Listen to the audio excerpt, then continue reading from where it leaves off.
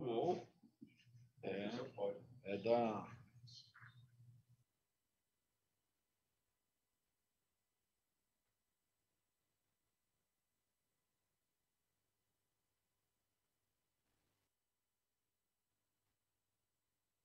Senhoras e senhores, obrigado por aguardarem.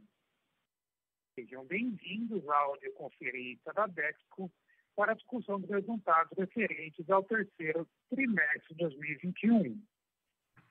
Informamos que todos os participantes estarão apenas ouvindo a teleconferência durante a apresentação da companhia. Em seguida, iniciaremos a sessão de perguntas e respostas, quando mais instruções serão fornecidas. Caso algum dos senhores necessite alguma assistência durante a conferência, queiram, por favor, solicitar a ajuda de operador digitando *0. Antes de prosseguir, gostaríamos de esclarecer que eventuais declarações que possam ser feitas durante essa teleconferência relativas às perspectivas de negócio da companhia, projeções e metas operacionais e financeiras, constituem crenças e premissas da diretoria da Dexco, bem como informações atualmente disponíveis para a companhia. Considerações futuras não são garantias de desempenho, envolvem riscos, incertezas e premissas, porque referem a eventos futuros e, portanto, depende de circunstâncias que podem ou não ocorrer. Os investidores devem compreender que condições econômicas gerais, condições da indústria e outros fatores operacionais podem afetar os resultados futuros da empresa e pode conduzir a resultados que diferem materialmente daqueles expressos em tais considerações futuras. Agora, gostaria de passar a palavra ao senhor Henrique Haddad, vice-presidente de Administração, Finanças e Relações com Investidores. Por favor, senhor Henrique, pode prosseguir. Bom dia a todos. Bem-vindos e obrigado por acompanharem mais uma divulgação trimestral de resultados da Dexco. Como todos os trimestres, estou aqui com o Antônio Joaquim, nosso CEO, Glízia Prado, diretora de Gente e ESG, Daniel Franco, diretor de TI e Inovação, Raul Guaranha, head da divisão Madeira, e Marcelo Iso, head das divisões Deca e Revestimentos Cerâmicos, além do nosso time de RI. Começando a falar dos nossos resultados, vamos começar na página 3. O terceiro trimestre foi novamente marcado por recordes. A forte demanda do mercado, nossa estratégia de diferenciação de produtos e melhoria de mix, além da implementação de aumentos de preço em função da inflação, resultaram na evolução da receita líquida, que foi a maior já apurada em um trimestre pela companhia. A evolução de receita, aliada aos altos níveis de utilização das fábricas, tem nos ajudado a compensar os impactos da pressão de custos de nossos principais insumos, nos levando a finalizar o trimestre com EBITDA ajustado e recorrente de R$ 604 milhões, o melhor já apresentado pela Dexco.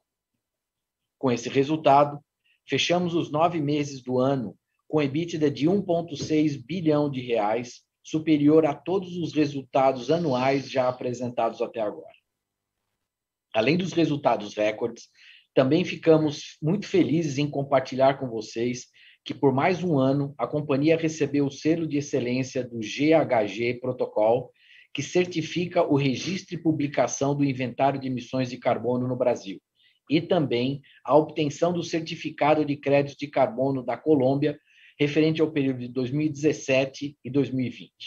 Outra notícia positiva foi o reconhecimento do nosso compromisso com as boas práticas da companhia, recebendo pela 4ª vez o prêmio do troféu Transparência, que busca um ambiente de negócios mais justo e ético. Esses foram passos importantes em evolução da nossa estratégia de ESG. Outro destaque é que estamos a menos de 140 dias do início da nova unidade de celulose solúvel, LD Celulose. Com o startup previsto para março de 2022, continuamos firmes na gestão de quase 8.000 trabalhadores envolvidos na obra neste momento. Agora, passando para a página 4. Os resultados recordes também se refletiram na forte geração de caixa no período, que totalizou R$ 219 milhões no trimestre, e 600 milhões de reais no acumulado do ano. Esse resultado decorreu da robusta estratégia de gestão de fornecedores, que parcialmente compensou o aumento dos níveis de estoque de matérias-primas que tivemos no período, e sustentou o ciclo de conversão de caixa em 25 dias, significativamente abaixo do mesmo período do ano passado. Com isso, se analisada a proporção de necessidade de capital de giro em relação à venda, mantivemos o baixo patamar de 13%, lembrando que no passado esse número já foi superior a 30%. Em relação aos projetos de expansão, nosso plano de investimento anunciado em julho passado já está em implementação, assim como no tema de estratégia de inovação, os primeiros movimentos de investimentos da DX Ventures começam a se concretizar com a Urben e Noah, como anunciado recentemente. Vale lembrar que a Urben tem como objetivo a produção de madeira engenheirada, uma nova tecnologia para a construção civil alinhada com as práticas de ESG, que tem como propósito oferecer agilidade no processo construtivo. Enquanto a Noah atua no desenvolvimento de negócios imobiliários por meio de projetos que utilizam a madeira engenheirada em um processo construtivo industrializado e sustentável. Com isso, nos mantemos ainda mais próximos das tendências do mercado de construção civil, alavancando nossa expertise do uso de madeira. Mesmo considerando esses investimentos, encerramos os 9 meses do ano com geração de caixa livre de 421 milhões de reais, mais de 300 milhões acima do ano passado. Olhando agora para os impactos que esse resultado teve sobre o nosso endividamento, passemos para a página 5. Os fortes resultados também se refletiram na redução do endividamento, que encerrou o trimestre em 0,8 vezes dívida líquida EBITDA, mesmo com o maior gasto em projetos de crescimento, mais uma vez comprovando a solidez financeira da Dexco. Em relação à dívida, finalizamos o trimestre com redução do nosso custo, devido principalmente ao pagamento de parte das dívidas captadas no início da pandemia. O prazo médio de nosso endividamento, hoje em 2,1 anos, deve aumentar de forma significativa já no quarto trimestre, por conta do desembolso do financiamento contratado junto ao BNDES, efetivado agora em outubro, e outros movimentos de funding que serão implementados. Agora, falando um pouco sobre as nossas divisões, passemos à página 7. O mercado de painéis de madeira encerrou o trimestre com volume vendido de 2.455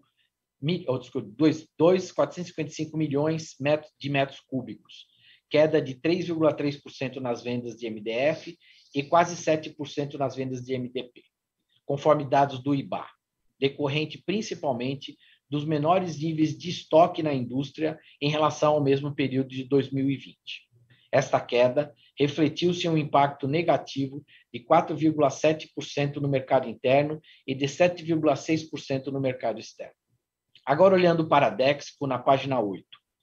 A divisão madeira, assim como o setor, encerrou o trimestre com queda no volume vendido devido aos baixos níveis de estoque de produto acabado, porém, nosso foco na priorização de canais mais rentáveis, aliado à bem-sucedida estratégia de aumento de preço, nos levou a apresentar um aumento de 39% na receita unitária, o que resultou na melhor receita líquida trimestral da história da Dexco, 26% acima do terceiro trimestre do ano passado.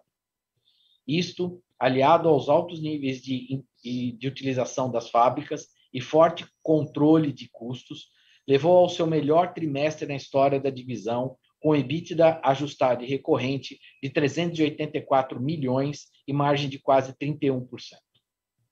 No consolidado do ano, os ganhos com aumentos de preço e melhoria de mix, compensando a pressão de custos, levaram o EBITDA ajustado e recorrente a 1,1 bilhão de reais, 24% superior ao total realizado em 2013, até então o recorde da unidade.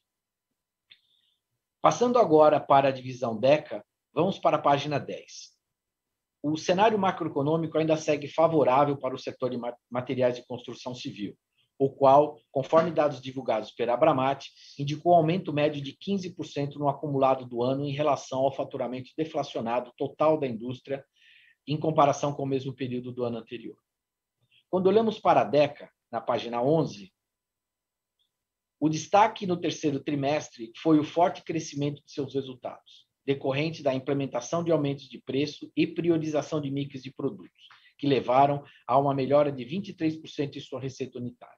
Com isso, os resultados alcançaram mais um recorde de EBITDA trimestral, totalizando 138 milhões de reais, enquanto as margens, mesmo em meio à pressão inflacionária, superaram o apresentado no terceiro trimestre do ano passado, alcançando 23%. O 10º trimestre de crescimento, ano contra ano, quando desconsiderados o efeito da pandemia. No acumulado do ano, o EBITDA chegou a 292 milhões, 62% acima do mesmo período de 2020, com margem de 18%. Falando agora sobre o mercado de revestimentos cerâmicos, passemos para a página 13. O mercado de revestimentos cerâmicos finalizou o trimestre com alta de 2% em relação ao ano passado e com utilização de capacidade instalada de 90%, conforme dados da Anfacer.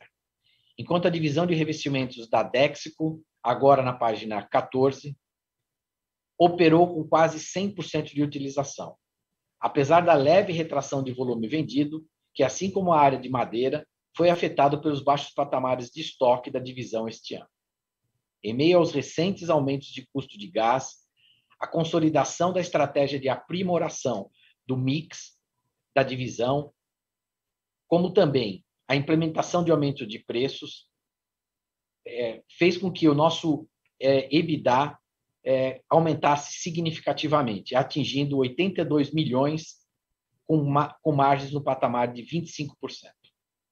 No consolidado do ano, o EBITDA foi de 216 milhões, com margem de 26%. Agora, passando para o projeto de celulose solúvel, na página 16. Finalizamos mais um trimestre com o projeto dentro do orçamento e confirmando o cronograma de entrega, apesar de todas as adversidades enfrentadas nos últimos 18 meses. Com quase 8 mil colaboradores na linha de frente, já finalizamos mais de 85% da obra, o que confirma nossa expectativa de início de operações em março de 2022.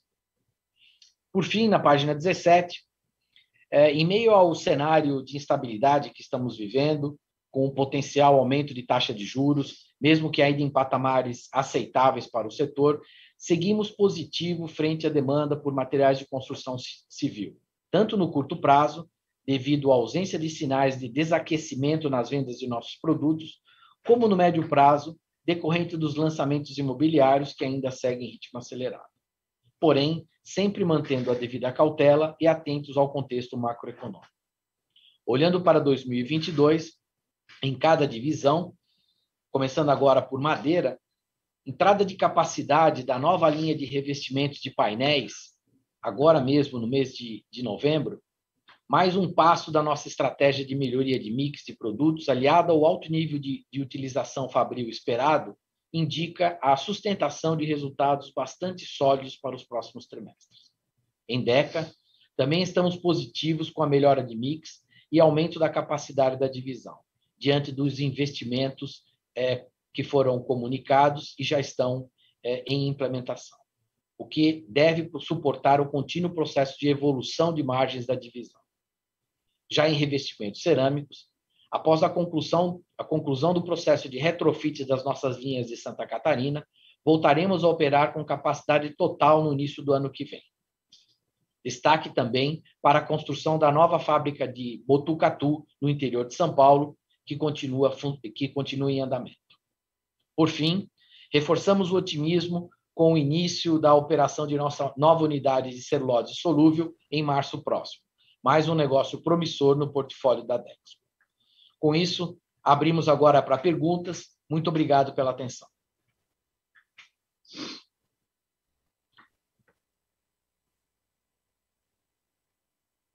Iniciaremos agora a sessão de perguntas e respostas. Para fazer uma pergunta, por favor, digitem *1. E para retirar a pergunta da lista, digitem *2.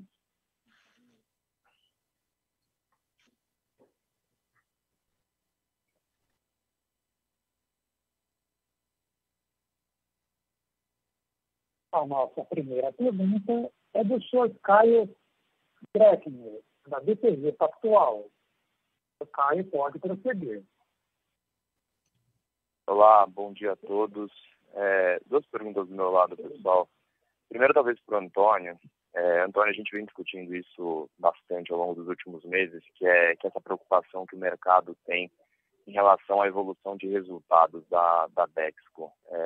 Muita gente acreditando que já atingimos um pico e daqui para frente os resultados estariam em quedas com a reabertura da economia, até por a gente estar entrando em ano eleitoral em 2022, enfim, e tudo isso levaria a uma possível espiral negativa de resultados para os próximos trimestres em 2022. Então, eu queria ouvir de você, Antônio, é sempre bom ouvir, pegar esse update. Como vocês estão enxergando a perspectiva de resultados da Dexco como um todo para os próximos trimestres, né? Como que está hoje a carteira de pedido de vocês? Até onde que vocês têm visibilidade desse nível de volumes, de demanda e de preço? E como que vocês estão enxergando 2022, né? Se vocês hoje esperam algum tipo de variação nos patamares de vocês de volumes, ou até pensando em margens, se você pudesse compartilhar com a gente essa visão mais recente, ajudaria bastante. E a segunda pergunta sobre Deca, pessoal, acho que assim, vocês até destacaram, a Haddad até destacou na introdução dele, que já vem há algum tempo entregando uma evolução de margens na unidade de Deca, e até chama atenção, né, porque esses trimestres entregaram quase 23% de margem, devem terminar o ano nas nossas contas num patamar próximo a 20%, e chama atenção porque em 2018 vocês ainda estavam operando a 14% de margem. Então eu queria que você explorasse um pouco mais essa evolução do patamar de margem de Deca, essa evolução desses 600 bips, né? Queria entender quanto que vocês atribuem ao momento de mercado que a gente está vivendo, que com certeza ajuda, as melhorias industriais e de produtividade que vocês fizeram, acho que foi esse o foco do turnaround de Deca em 2018 e 2019, e também a nova estratégia comercial de Deca que vem sendo implementada, né? Implementando as estratégias de pricing e de trade marketing. Então, eu queria entender a que vocês atribuem essa evolução e aonde vocês enxergam o potencial dessa unidade também. Se a gente já, esses patamares de 20% é aonde a gente poderia chegar, a gente já chegou mais ou menos no limite, ou se não, se vocês ainda enxergam espaço para evolução, de onde viria essa evolução? Mais a parte comercial, mais a parte industrial, enfim, e também como os projetos anunciados no plano de investimento eles se encaixam dentro dessa equação como um todo. Obrigado. Caio, não. Caio, espero que você esteja me ouvindo bem. Ok. Obrigado pelas suas questões. Na realidade, o que a gente está enxergando com relação a isso eu sou um pouco divergente dessa avaliação de mercado sobre perspectivas, principalmente com relação à Dexco. É curioso porque a gente vem apresentando, como você mesmo disse, evolução de margens muito consistente, período após período, desde o ano passado, e eu gostaria de dizer o seguinte: é claro que todo esse movimento de mercado e esse vento de demanda favoreceu tremendamente a companhia, mas você não deve esquecer que a gente vem de longo prazo trabalhando o tema de custos, de produtividade, de acertos, e a gente vai comentar um pouco isso mais à frente. Então, as perspectivas que nós vemos para o próximo trimestre uma operação nos patamares que nós estamos vivendo hoje, nada diferente disso. Ok? Para esse próximo trimestre, as carteiras de pedido já estão dentro de casa, né? Então, eu acho que faz até mais sentido falar um pouco sobre perspectivas para 22, né?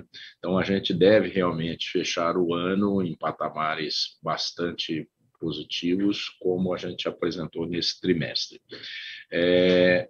Eu sempre venho insistindo muito para que vocês analistas e todo o pessoal façam a leitura correta da situação de mercado. É claro que nós vivemos inflação, mas a gente conseguiu repassar, a gente tem hoje patamares de custo que a gente conseguiu recompor acima da inflação.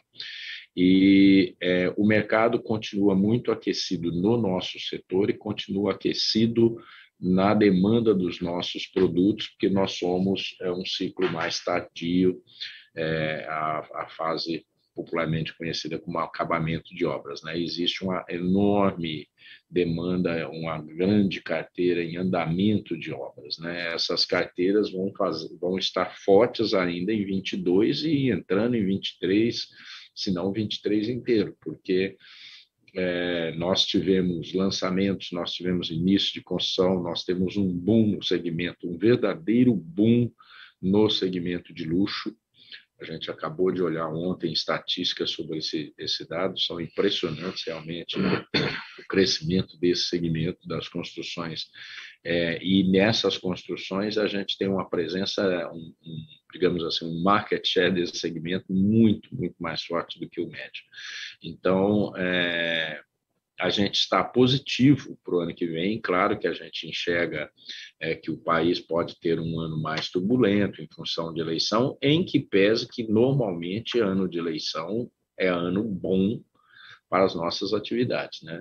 O histórico mostra que ano de eleição normalmente é ano bom, você tem mais investimentos, mais gastos públicos, sem entrar no mérito da questão macroeconômica do país, né? Mas realmente a gente não espera um grande arrefecimento, mesmo que haja algum arrefecimento de demanda em alguns pontos, a gente acha que o setor de construção civil vai seguir mais firme.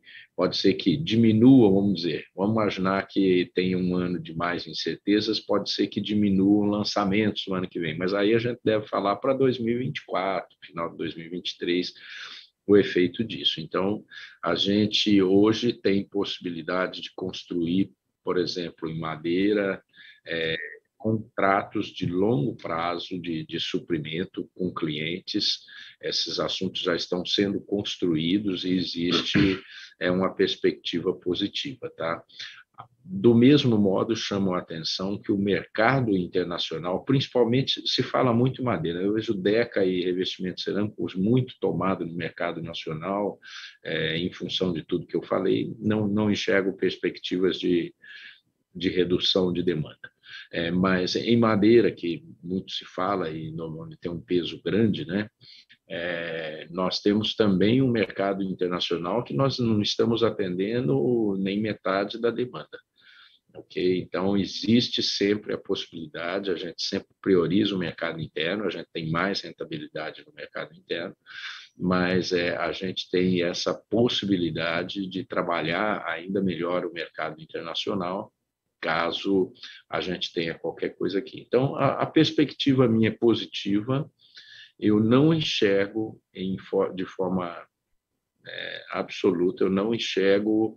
Eu ouço às vezes falar assim, será que empresas como a Dexco pode voltar aos patamares de 2019? Isso não existe no nosso radar. Eu acho que a gente pode ter alguma oscilação normal na economia, principalmente num país como o nosso, mas a gente acha que é um outro patamar de operações e eu enxergo o ano de 2022 no mesmo patamar de operações que a gente está hoje e com algumas perspectivas, né? Você falou da evolução de margens, principalmente de Deca. Então, tomando o seu ponto de Deca, Deca fez ao longo dos últimos 3 anos, aí, conduzido pelo Marcelo e todo o seu time, um grande turnaround na companhia, no que diz respeito à margem, no que diz respeito a mix, no que diz respeito a redesenho de portfólio, trabalhos com custo, trabalhos com produtividade, e isso está refletindo aí. Então, a subida, como você falou, lá atrás operou com margem de 14, não enxerga. A margem de Deca tem que ser de 20, próximo de 20, entre 18 e 20 para cima. E isso daí a gente enxerga perfeitamente possível. E a gente tem planos de médio prazo, né, que eu estou dizendo para o ano que vem, para 2020, para 22, para 23, em trabalhar possibilidades que vão levar a melhores margens. Eu expliquei quando a gente anunciou os projetos que somam lá 2,5 bi de investimentos, eu expliquei que os projetos de DECA, que na realidade DECA e revestimentos cerâmicos tomam 2 bilhões disso daí, né? Que os projetos são todos projetos alinhados a melhorias de imagem e retorno rápido, ok? Então, a automação de louças, a parte de ampliação de capacidade em louças, tanto em Jundiaí quanto em João Pessoa, também a parte de a nova planta de revestimentos cerâmicos de Botucatu. Então, são projetos muito alinhados que trabalham essa possibilidade de mais. Então, eu vejo, sim, a médio prazo, possibilidade de evolução, ainda de evolução de imagens. Ela não é um negócio, assim, claro, esticado, que você sai, como saímos de 14, vamos para 20, chegavam de 20 para 30. Não, não é isso. A gente tem mais um plano bem sólido para a construção disso. Eu não vejo nenhuma expectativa de que as margens possam retroceder de forma significativa em nenhum dos segmentos que a gente está atuando aí, tá?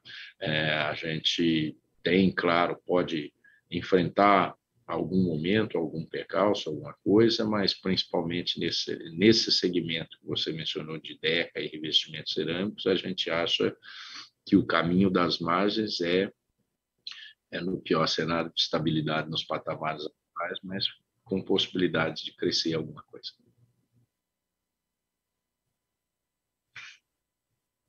Perfeito, Antônio, obrigado.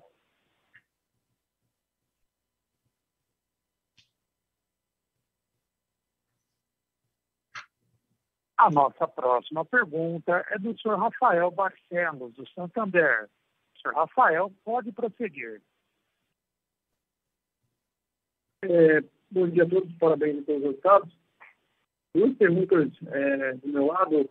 Nesse trimestre vocês tiveram um aumento aí de receita unitária aí, na madeira, mas vocês poderiam abrir, né, quanto foi fruto de um melhor mix e quanto foi, de fato, a implementação de preço, né? E aí, nesse sentido, né, olhando para o quarto trimestre, né, como é que está a realização de preço, mix, e também se vocês pudessem dar uma cor aí de como é que está a utilização da capacidade nesse quarto trimestre da vida aí, no terceiro. E a segunda pergunta, né, na parte do projeto de Dissolve, recentemente nós vimos alguns projetos de celulose sendo adiados, né? Então a gente só queria entender quais são aí os principais riscos que vocês veem hoje na execução do projeto, né, que tem aí a expectativa de ser iniciado no primeiro trimestre que vem. Obrigado.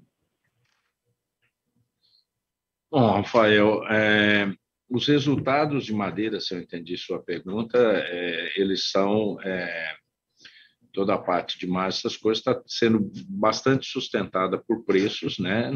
Nós fizemos ajustes de preço ao longo desse período que superaram, foi um período em que a gente permitiu ter uma recuperação de preço acima do impacto inflacionário de forma significativa. Então, vamos dizer, se a gente fosse eleger o grande drive, foi realmente preço. Nós acabamos de fazer e entramos aí em outubro já, entrando, digamos, então, no quarto tri, entramos em outubro com aumentos de preço também, que foram colocados no mercado, estão absorvidos, vamos dizer assim. Então, o maior efeito é isso, mas eu também retrato que tivemos ao longo de 2022, e isso já vem de algum tempo, trabalhando a área madeira em um melhor mix, em mais agregação de valor. Amanhã eu estou indo para a fábrica de Agudos, onde nós vamos inaugurar a nova linha de melamina de revestimentos, né, BP. É a primeira de 3 linhas que nós adquirimos, que vai partir amanhã, e também permitindo maior agregação de valor, maior nível de revestimento. O percentual de revestidos, a gente cresceu em relação ao percentual de material cru ao longo desse ano. Então, mas o maior efeito, digamos assim, se formos usar esse termo, é de preço. A gente já está acertado e preparado, nós vamos continuar sempre trabalhando na capacidade é plena, é um drive que a gente fez, uma vez que lembro lá atrás dos movimentos da Duratex, inclusive o movimento que nós tivemos em Botucatu ao decidir fechar uma planta, e ao invés de ter 5 plantas, trabalhar com 4 plantas, o plano é de trabalhar cheio. Como eu falei, nós estamos vendidos aí, praticamente sold out no quarto TRI inteiro, então nós vamos trabalhar a full capacity nesse período e prevemos da mesma forma para o próximo ano, ok? Quanto ao projeto de Dissolving Pulp, nós temos, ele está no ritmo, nós devemos agora em novembro completar 90% das obras e está previsto o startup em março do ano que vem, que a gente acredita que será cumprido, o que é um fato extraordinário, dada todas as condições que nós enfrentamos ao longo de construção desse projeto e os dois períodos tão fortes com Covid, com tudo isso, foi um grande desafio, mas o projeto tem uma execução muito bem feita e ele irá partir ao mesmo tempo. Quando você está falando de celulose, na realidade, nós temos dois mundos. Eles se conectam um pouco, mas não é necessariamente isso. O mercado de dissolving pulp, muitas vezes, ele se relaciona menos com o mercado de celulose de mercado e mais com o mercado de tecidos, de fios, que é a principal destinação dele. Então, a gente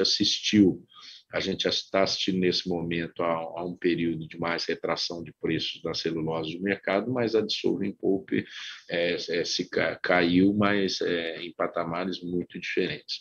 Então, o mercado continua crescente, a gente vê muito, muito positivo as perspectivas desse mercado para frente. Então, tudo está caminhando bem, claro que o ano que vem é um ano de ramp-up, né? Se a gente parte em março, meados aí do segundo semestre, a gente deve estar com a fábrica cheia, esse ramp-up depende de uma série de circunstâncias, mas, no geral, a gente está bastante positivo pela qualidade dos equipamentos, do pessoal que está alocado ao projeto, enfim, a gente está acreditando que vamos fazer um projeto bastante positivo. E é importante lembrar que mesmo, é claro que a gente teve inflações de custo importantes no processo de construção, com o crescimento de custo de aço, enfim, de tudo isso, mas a gente ainda vai fechar esse projeto, ele é todo financiado, né, em moeda estrangeira, financiado no exterior e ele está ele está on budget e on time. Ok? Ótimo, obrigado.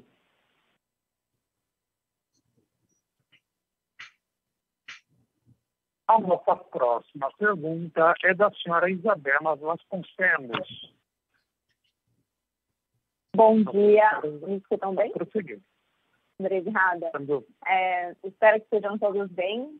Aqui do meu lado tenho duas perguntas. A primeira é rápida aqui sobre a percepção do nível de estoque na cadeia que vocês têm hoje. Acho que no terceiro TRI a gente viu, né, que vocês conseguiram reestocar um pouco aí, né, depois de trabalhar com estoque realmente em níveis muito baixos por bastante tempo.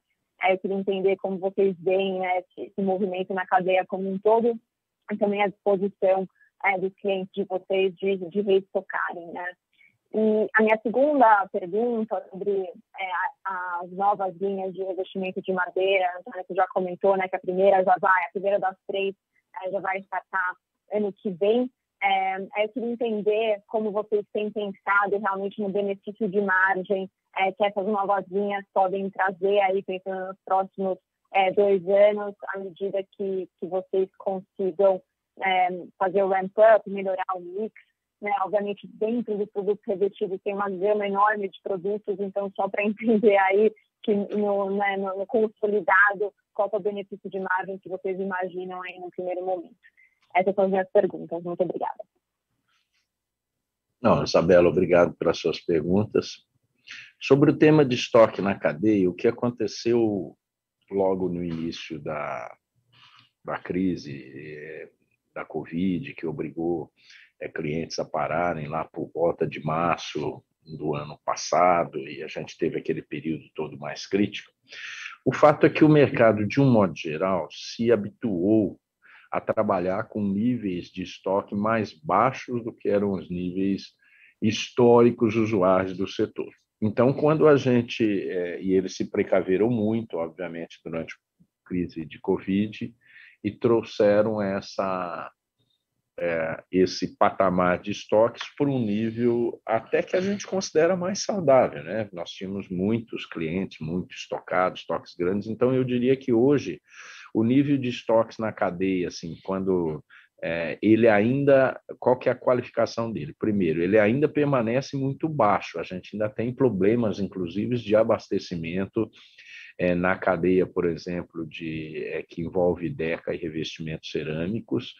Nós temos hoje prazos um pouco maiores, mais dilatados do que o usual, em função realmente de uma demanda que supera a oferta. Então, o nível de estoques na cadeia ele é baixo. Se a gente for considerar aquilo, tá bom, se para um pouco, eu acredito que ainda existe um ciclo do cliente de procurar adequar seus estoques. Hoje, existem muitas lojas trabalhando, vendendo para entrega futura, então o nível de estoques é baixo. Também na cadeia de madeira, tanto nas indústrias quanto na cadeia de varejo, o nível de estoques é mais baixo do que o usual. Nós, particularmente, aqui dentro de casa, também estamos trabalhando com os níveis de estoques mínimos, se não ligeiramente abaixo do mínimo, né?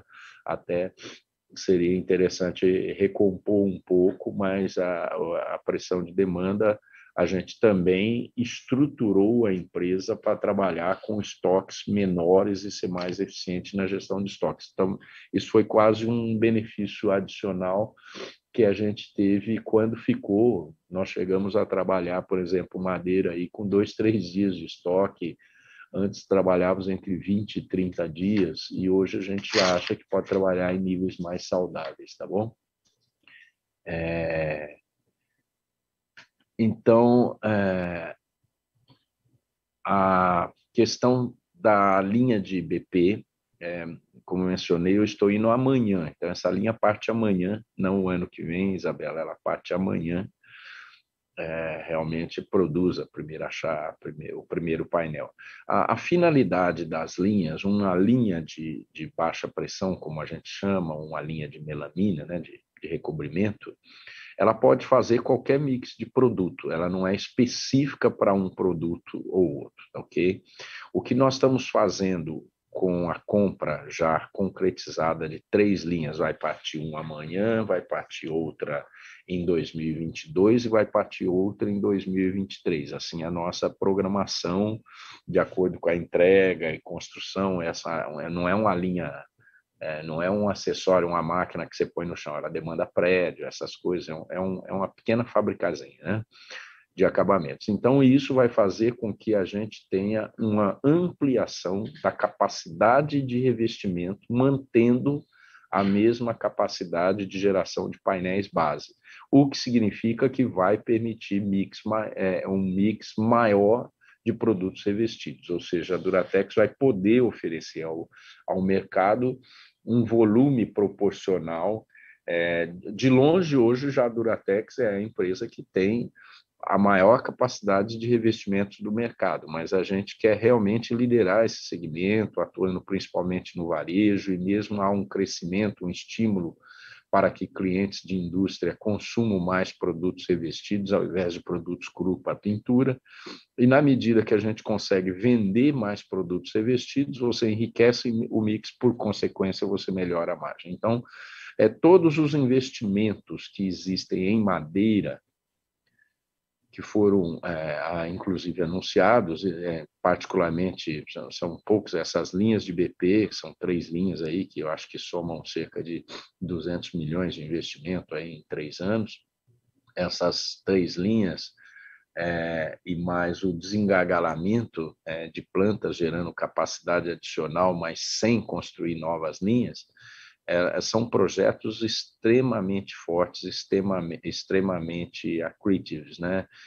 Nesse sentido. Então, a gente está bastante animado de que, claro, o target aí é realmente permitir que a gente possa sustentar margens elevadas em madeira e melhorar, digamos assim, o mix de vendas, né?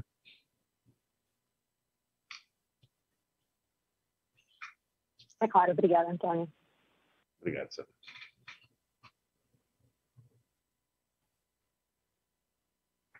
A nossa próxima pergunta é do Sr. Márcio Farid, da Goldman Sachs. Sr. Márcio, pode prosseguir. Bom dia, obrigado pela oportunidade. Eu tenho duas perguntas. Antônio, você mencionou mais cedo no call que vocês não estão fornecendo nem metade de demanda que o mercado internacional está pedindo, né? Só queria explorar um pouquinho mais esse ponto, que eu acho que é importante, uma mudança estrutural relevante, o fato de vocês terem margens interessantes agora no mercado de exportação, né? Quando você fala que não está suprindo nem metade dessa demanda, é realmente nem metade? Vocês conseguiriam colocar o dobro de volume no mercado de exportação, mantendo os níveis de margem atual? Ou foi uma figura de linguagem para destacar que realmente o mercado está bastante demandado, mas é difícil colocar um número?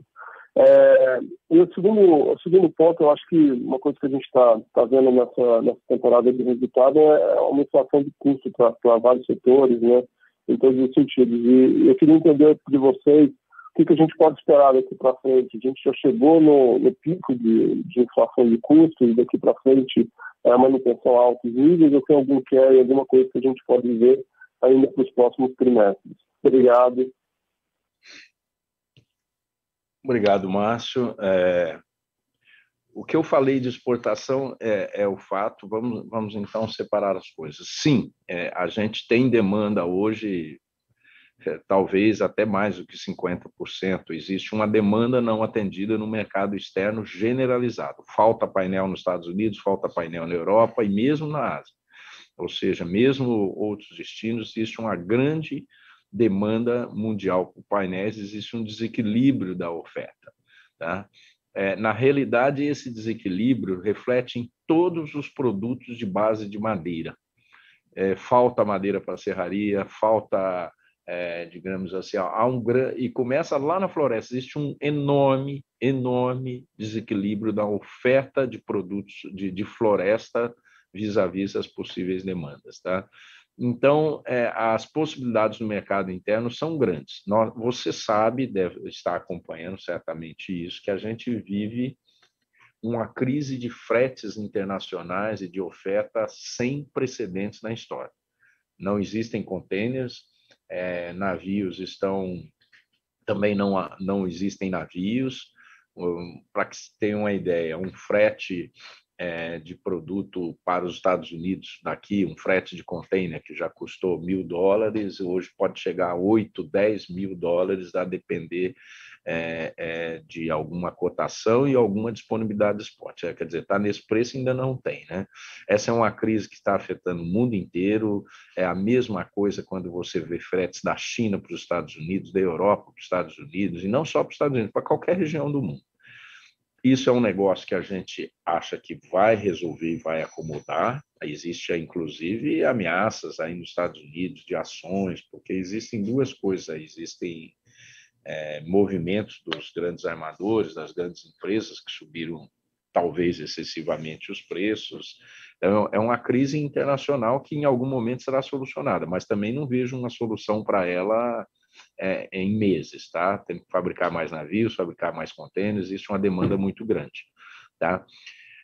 Mesmo com os patamares de dólar, vamos dizer assim, atual, você poderia dizer, supostamente seria muito bom exportar nesse momento. Não é ruim, as margens, a gente conviveu muitos e muitos anos com margens ruins no mercado internacional, não só pelo câmbio, mas principalmente por questão do preço mesmo. Havia mais oferta do que demanda e os preços estavam muito baixos. Então, os preços subiram significativamente no mercado internacional Nesse momento, por exemplo, a gente opera com contratos praticamente fechando o preço a cada remessa por conta dessas incertezas de frete, né? Então, praticamente, seria como se a gente vendesse FOB aqui e acrescentasse a tarifa de frete por conta do cliente. Então, existe espaço grande para crescer exportação, mas ainda as margens de exportação são menores do que as margens do mercado interno. E, tradicionalmente, é assim, o mercado interno brasileiro é um mercado de boa remuneração para painéis. O que eu digo é o seguinte, que as margens atuais possíveis no mercado externo e os volumes possíveis no mercado externo são um hedge muito interessante para a Dexco e mesmo para as empresas do mercado de painéis no Brasil, caso haja algum movimento de arrefecimento no mercado interno, que, ressalto, eu não acredito nele muito forte, tá? Então, isso sim você pode, digamos assim, contar nos seus modelos, as margens são um pouco menores, mas ainda positivas para a operação. Então, suponhamos uma situação que a gente tem algum arrefecimento de demanda aqui, certamente é possível colocar essa produção no mercado externo. Hoje, na realidade, a gente cortou muito fornecimento do mercado externo para atender mais o mercado interno, né? Então, isso pode ser retomado, vamos dizer assim. Não cortamos, a gente manteve todos os mercados não spot, né? Aqueles mercados que a gente está há muitos anos, clientes com compromisso de longo prazo, enfim, essa situação, tá? Então, o que eu falei é exatamente isso, a gente tem demanda muito, muito superior à nossa oferta. Eu diria que o Brasil tem demanda superior à oferta de exportação,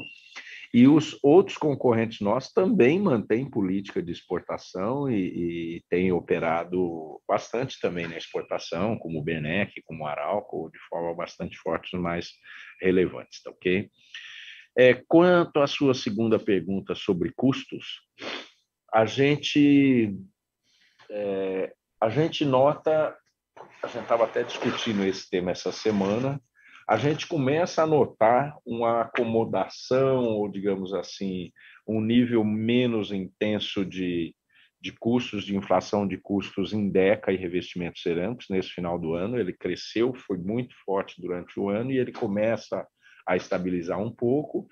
A gente ainda tem alguma instabilidade em commodities que atende à área madeira, commodities internacionais, a gente ainda tem custo de resina, em custos de papel a ser administrados. Eu acredito que para o próximo ano a gente vai ter muito menos espaço, talvez, eu acredito numa estabilidade em patamares ainda elevados, talvez próximos aos patamares atuais, mas que a gente não tenha novos picos de inflação de custos. A gente está verificando uma tendência de mais estabilidade. Esse é o momento que a gente aposta. Então, a gente está no momento com preços bons e preparados. Claro que a gente ainda pode ter alguns movimentos inflacionários específicos, mas eu creio que em 2022 vai ser bem menor do que a gente teve ao longo de 2021. Tá? Antônio, muito obrigado pelos comentários, concordo totalmente com os seus comentários sobre o mercado de exportação. Bem ouvir de você também. Obrigado. Obrigado.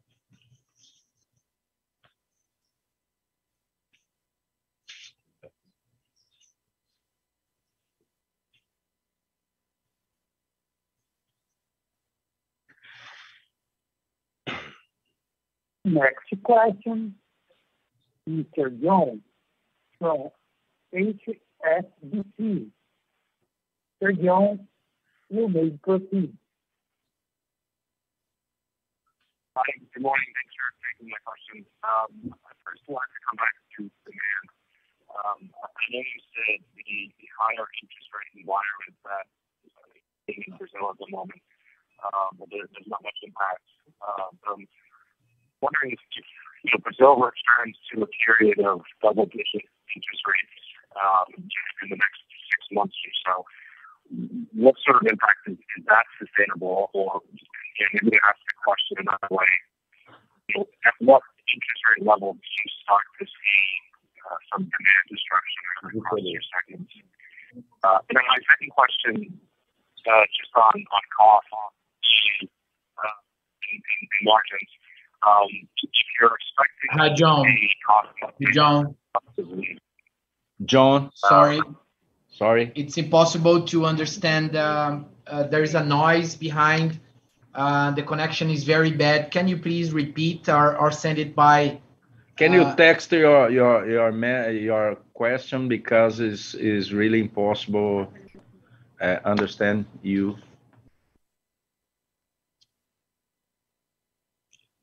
Yes, can you hear me now? Is that better?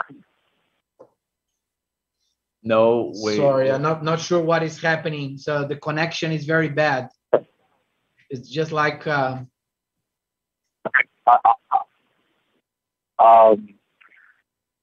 reach out to the IR team. Thank you.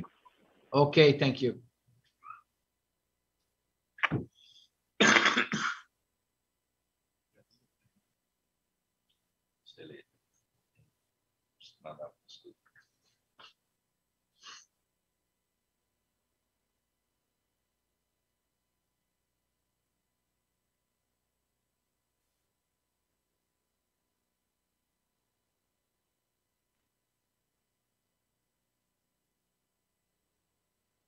Não havendo mais perguntas, gostaria de retornar a palavra aos senhores palestrantes para as considerações finais. Pessoal, muito obrigado pela participação. Só queria complementar, dizendo que a gente está bastante satisfeito com os resultados até agora, animados aí para fechar um bom ano.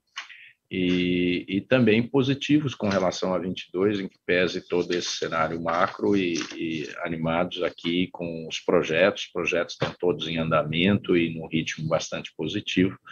Então, é um momento positivo para a companhia, que a gente gostaria de compartilhar com vocês. Obrigado pela atenção, e todo o pessoal aqui está à disposição, inclusive o John, né, que enviou uma pergunta. A gente vai ligar para ele agora, esclarecer as dúvidas, porque a gente não conseguiu entender. E aqui está todo o pessoal, Natasha, Henrique, todo o time aqui de RI, à disposição para que a gente possa esclarecer qualquer dúvida. Obrigado, bom dia a todos. Obrigado a todos, tchau, tchau. A audioconferência da Dexco está encerrada. Agradecemos a participação de todos e tenham um bom dia.